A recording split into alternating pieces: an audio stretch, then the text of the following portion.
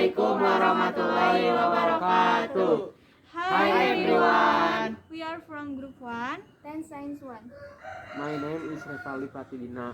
My name is Amelia Junia. My name is Jan Ardiansyah. My name is Rere Aura. My name is Raja Marlina. My name is Desi Permatasari. My name is Siti Hoirunisa.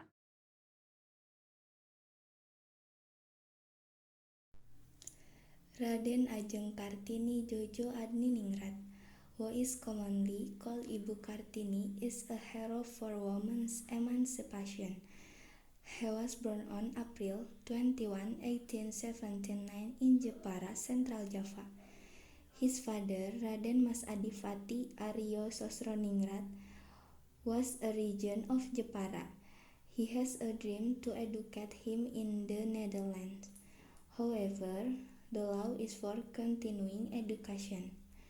At the time, only children of aristocratic or upper class descent were allowed to attend school, and women were prohibited from attending school because there was an assumption that women only had to work at home.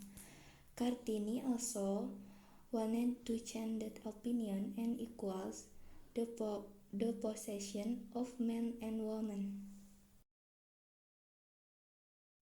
Raden Ajeng Kartini Jojo Diningrat, yang biasa disebut Ibu Kartini atau R.A. Kartini, adalah pahlawan emansipasi wanita. Beliau lahir pada 21 April 1879 di Jepara, Jawa Tengah. Ayahnya bernama Raden Mas Adipati Aryo Sosroningrat adalah seorang bupati Jepara.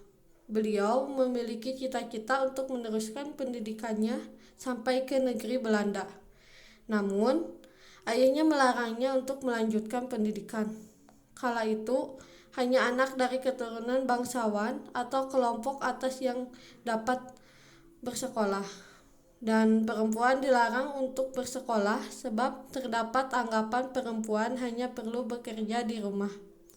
Kartini pun ingin mengubah pendapat itu dan menyetarakan kedudukan laki-laki dan perempuan.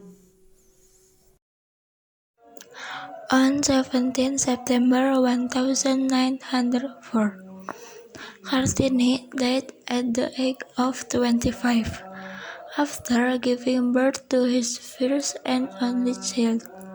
Abdanan recorded his letter with friend in the Netherlands under the title Habis Gelap Terbitlah Terang. We can take Kartini attitude of courage and hard work. Pada 17 September 1904, Kartini meninggal dunia dengan usia 25 tahun. Setelah melahirkan anak pertama dan satu-satunya, surat-suratnya dengan teman-temannya di Belanda dibukukan oleh Abdanan dengan judul Habis Gelap Terbitlah Terang. Kita dapat mengambil sikap keberanian dan kerja keras Kartini. After Kartini graduated from school, she could no longer live because she could be excluded, prepared for marriage. During school, Kartini learned Dutch until she became fluent.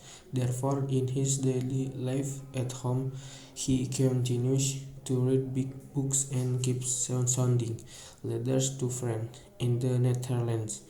She exerts all her courage and hope for the emancipation of women.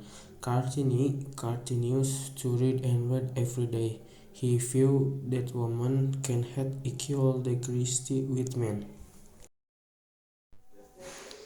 Setelah Kartini lulus sekolah, ia tidak boleh lagi keluar sebab sudah bisa dipingit.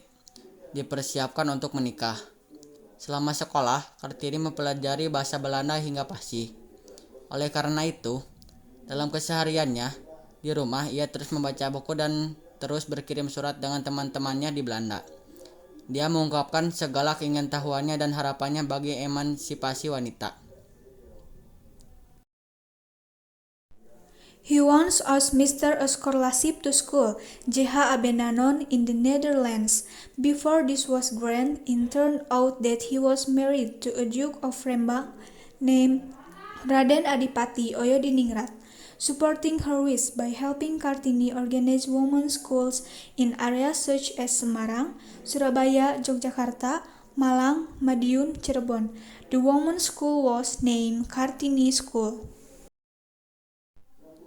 Kartini terus membaca dan menulis setiap hari.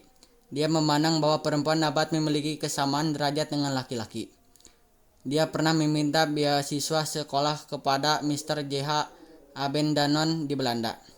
Sebelum dikabulkan, ternyata dia dinikahkan oleh Adipati Rembang bernama Raden Adipati Oyodiningrat. Untungnya suaminya mendukung keinginannya. Dengan membantu Kartini mendirikan sekolah wanita di daerah-daerah seperti Semarang, Surabaya, Yogyakarta, Malang, Madiun, Cirebon, dan sebagainya. Sekolah wanita itu diberi nama Sekolah Kartini.